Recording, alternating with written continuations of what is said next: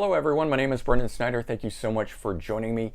Today we're going to talk about the brand new studio album by legendary progressive rock band Yes.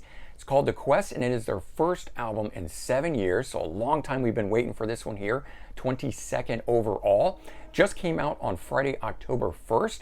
Digitally, if you're in the US, unfortunately there was a manufacturing delay that has caused the CD version of the album itself, at least, to be delayed until October 15th.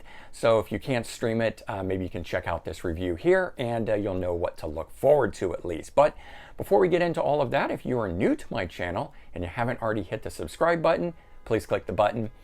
Leave a comment, hit like, all those things would help support my channel. I would greatly appreciate it. And of course, as an added bonus, by subscribing, you'll be able to stay up to date on all that's going on in the world of music, just like this with us talking about the brand new Yes album, The Quest. So the band itself formed 53 long years ago, back in 1968. They came to prominence in 1971 with their album Fragile, and contained one of their biggest songs, Roundabout, on it. Most people know them for that at least, but they would lead the progressive rock pack throughout the rest of the 70s, releasing 5 more successful albums, including my favorite of the 70s era, Close to the Edge, which you can see up there from 1972. And throughout their career, though, they would constantly change members, with some coming and going, some being new and others returning after a period of time being away. In 1983, though, a new version of the band emerged with their most successful album, 90125, and it featured their biggest hit single, Owner of a Lonely Heart, which went all the way to #1 on the Billboard Hot 100 singles chart. Ultimately, the album itself in the US being certified for sales of 3 million copies. And in 1991, the band merged its 2 most successful lineups for an album called Union, and they did a tour around that as well. And in 1996, the classic lineup of the band would reunite for 2 albums in a tour. But by 2001, their last album to feature John Anderson, Magnification, was released. In the interim, they have brought in vocalist Benoit David for the excellent album Fly From Here. I'm a real fan of this one. If you haven't checked it out, I do recommend it. That was from 2011. And then they changed vocalist to John Davison for their 2014 album Heaven and Earth.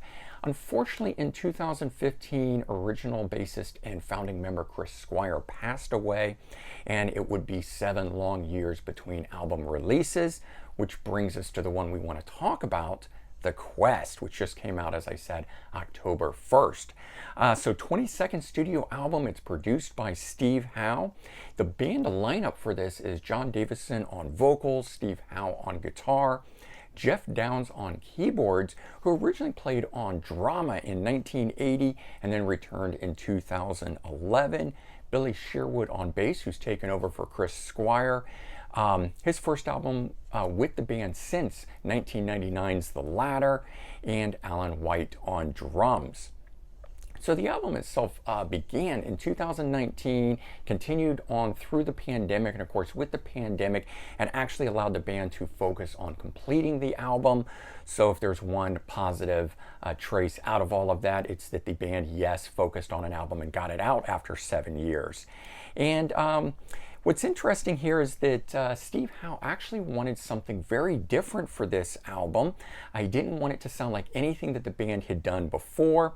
All the songs were to be fully arranged with each member's satisfaction prior to going into the studio. So regardless of how you feel about this album, what they are saying is they wanted it to be different and that every member of the band was satisfied with this going in. So you shouldn't hear any conflicting reports on that going forward, which will be good.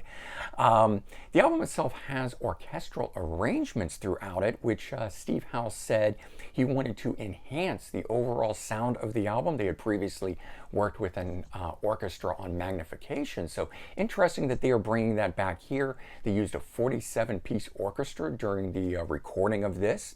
The main album itself is 48 minutes, and I say that because there are 2 discs. It is not a double album.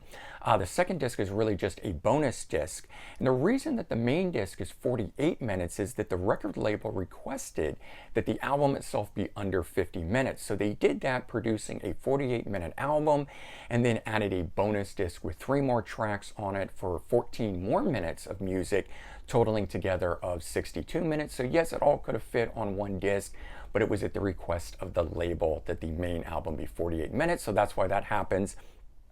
Overall, the album itself does have a different feel to it, but that is what the band was looking to do on this one here.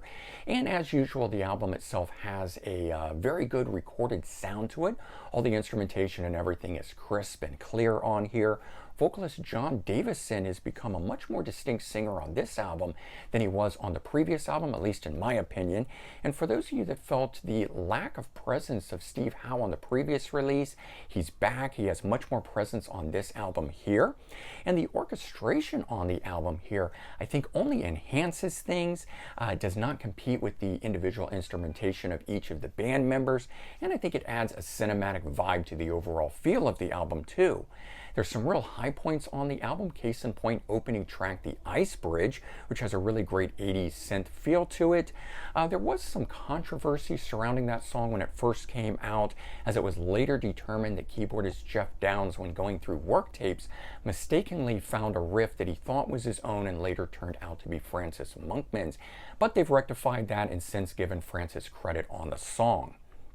Track 4, Leave Well Alone, is another high point on the album itself. It's got a great upbeat opening on it with a little bit of a funk vibe to it, which is interesting to hear Yes trying out.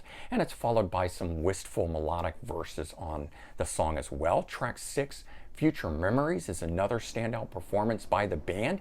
Beautiful, melodic, and mysterious, both in lyrics and sound on this one.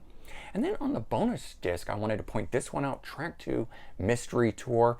It's full of references to the Beatles, and it's got a Beatlesque vibe to it, so something a little different, but very interesting nonetheless.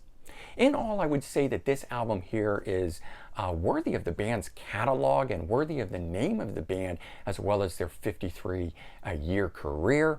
It is hard to say, though, where this album itself will fit in amongst the ranking of their overall albums. I think only time will tell, and we'll have to wait and see.